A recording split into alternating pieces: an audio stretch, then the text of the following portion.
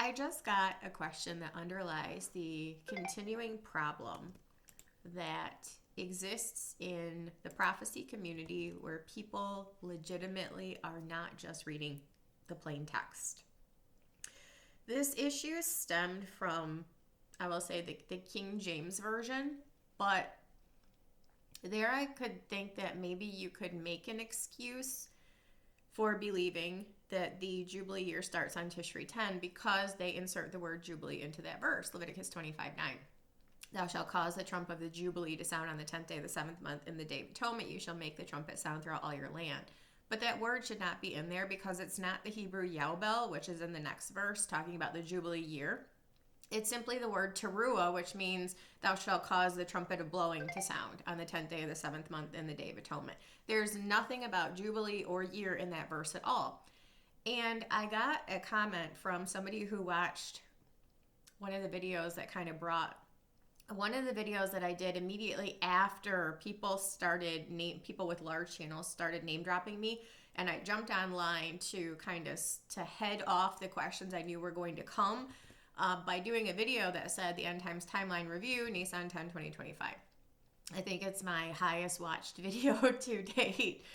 And this whole issue is underscored by the fact that people have just accepted what they've been taught without literally reading the text of the verses. I don't know what Bible translation this is, but there's even less of an excuse to get this wrong when you're not reading the King James, because the King James is one of the only translations that puts the word inerrantly, it in error,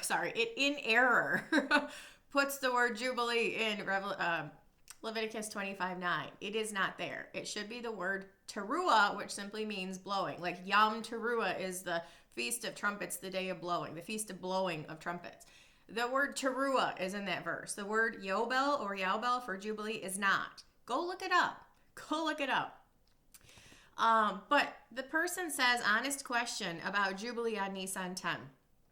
How can that be if Leviticus 25:9 through 10 says it's in Tishri? Are there two? Leviticus 25:9 does not say anything about Jubilee or year. And you wouldn't even know any context about that unless you were reading the next verse, which then starts talking about Jubilee years.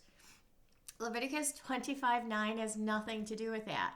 To underscore this point, again, I don't know what translation they're reading from. It says, then shall you cause the shofar to sound on the 10th day of the 7th month. On Yom Kippur shall ye sound the shofar throughout all your land.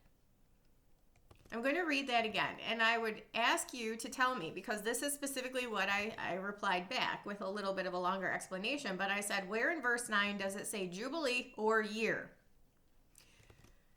Then shall you cause the shofar to sound on the 10th day of the 7th month. On Yom Kippur shall you sound the shofar throughout all your land.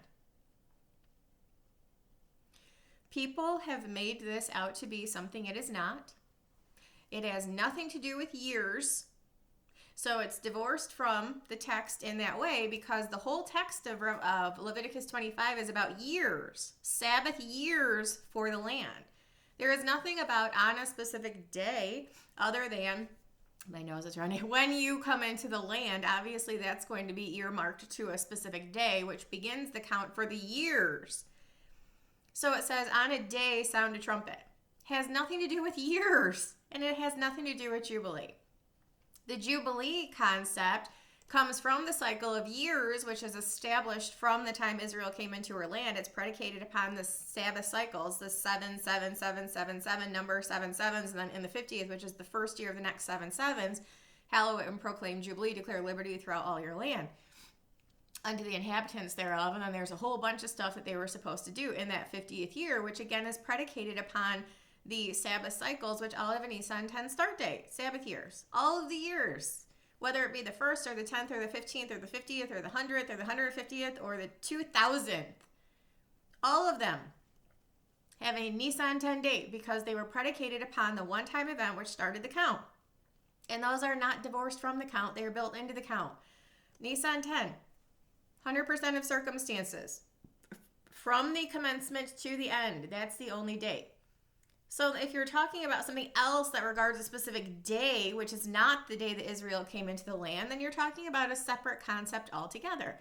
And I have lots and lots of videos talking about what Leviticus 25:9 was forward looking to. A declaration of liberty on that day, forward looking to Christ, whose first day of his ministry was when the Spirit anointed him to proclaim liberty on Tishri 10, the Day of Atonement. So I wanted to highlight this because if you're looking at the King James, then you could read Jubilee into that. If you do a word search, you'll learn that Jubilee was never in that verse. It's Teruah, which is not Jubilee. It's not Yobel. It has nothing to do with that. Nothing to do with that at all. But a surface reading of the text in that translation will lead you to believe something that actually isn't true. However, this person who wasn't using the King James has zero excuse for reading Jubilee or year into a verse which says neither.